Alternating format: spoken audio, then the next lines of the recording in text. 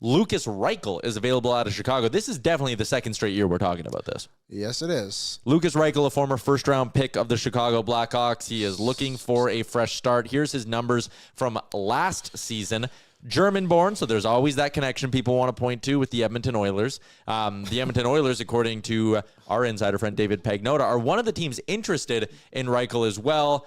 I'll be honest, Liam, I don't see the fit. I think you have a Savoy, you have a Howard. We're already talking about a team that has probably too many of guys like this. You have, I know they're different ages and the upside can vary, sure, but like they have 13 forwards on their roster right now. Philp would make it 14. I don't get the sense that he's that significant of an upgrade. Like keep Tomasek around. Don't go trade something for this guy. Like you said, I don't see where he falls into the lineup. There was a quote from Jeff Blashill, who's the new head coach in Chicago. He said his skill set is probably a little more in the top 6 in terms of the way that he comes up, and that's what he's valued, I guess. Get the quote. So part of the process is probably learning how to take that and say, okay, if you're not going to get into the top 6, where are you going to play and what spot are you going to grab? So I just don't really see it. Like if he thinks he can only play in the top 6, is he better than just Howard? No. You know, who's probably their worst top 6 forward right now. I would say no. And that's with Hyman out. Yeah, that's with Hyman out. He's $1.2 million, and I understand that.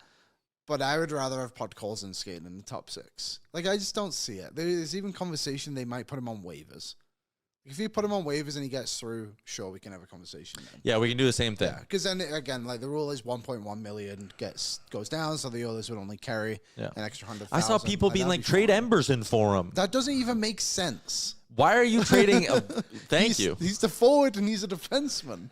Yeah. But so there are people though with the Emberson thing who are like, well, you're gonna have to waive someone, and like if you just trade Emberson, then you don't have to waive anyone. First off, why are we giving up on Emberson? Why is it him? Why is it another guy who hasn't played for 2 years? Regular? Like I think he'd be fine, but we also don't know that. Yeah, we know Ty Emerson's a decent NHL player. I don't think Troy Stetcher gets claimed. Yeah, probably not. Probably not. I don't think Regula gets claimed.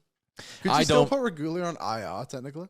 I mean, you could also like. Again, every organization has Regulas. And I get the irony in saying that when the Oilers are the team that claimed him on waivers. But it was strictly because of the IR thing and the Oilers started the season so bad that they were able to get him. Yeah.